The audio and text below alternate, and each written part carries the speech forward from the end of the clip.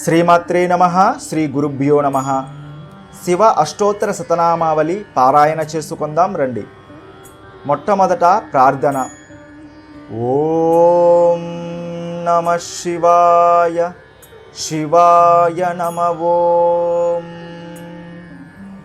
ధవలవపుషమిందోర్మండలే సన్నివిష్టం భుజగవలయహారం భస్మదిగ్ధాంగమీశం మృగయ పరుసపాణిం చారుచంద్రార్ధమౌళిం హృదయ కమల మధ్యే సంతతం చింతయామి.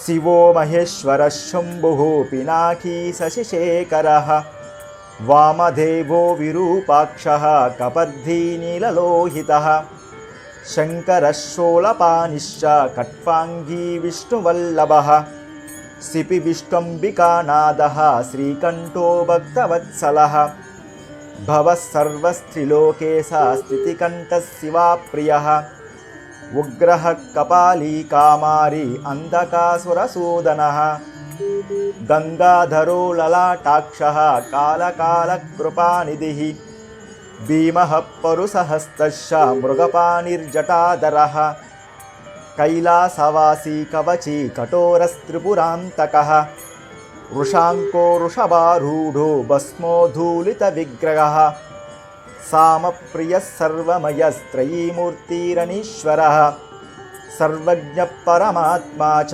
సోమసూర్యాగ్నిలోచనः హవిర్యజ్ఞమయः సోమः పంచవక్తः సదాశివः విశ్వేశ్వరో వీరభద్రో గణనాథः ప్రజాపతిः హిరణ్యరేతా దుర్దర్శో గిరిశో గిరీశో నగః భుజంగభూషణో భర్గో గిరిధన్వీ గిరిప్రియః కృత్తివాసాః పురారాతిర్భగవాన్ ప్రమదాధిపః మృత్యుంజయः సూక్ష్మతనుర్జగద్వ్యాపీ జగద్గురుః వ్యోమకేశో మహాసేనः జనకశ్చారువిక్రమः రుద్రో భూతపతిస్థాణుః రతిర్భూద్యో దిగంబరः అష్టమూర్తిరనేకాత్మా సాత్వికः శుద్ధవిగ్రహः శాశ్వతః ఖండపరశుః అజః పాశవిమోచకः మృడః పశుపతిర్దేవో మహాదేవో వ్యయో హరిః పోషదంతభిదవ్యగ్రో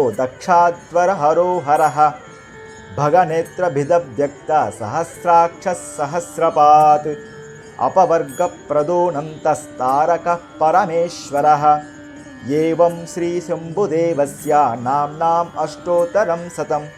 శ్రీ శివాష్టోత్తర శతనామావళి సమాప్తం.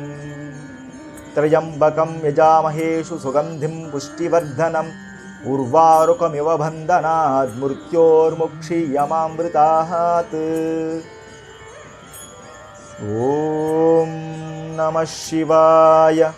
శివాయ హర శంకర జయ జయ శంకర హర హర శంకర జయ జయ శంకర హర హర శంకర జయ జయ శంకర హర హర శంకర జయ జయ శంకర హర హర శంకర జయ జయ శంకర హర హర శంకర జయ జయ శంకర హర హర శంకర జయ జయ శంకర హర హర శంకర జయ జయ శంకర హర హర శంకర జయ జయ శంకర జయ శంకర హర హర శంకర జయ జయ శంకర హర హర శంకర జయ జయ శంకర.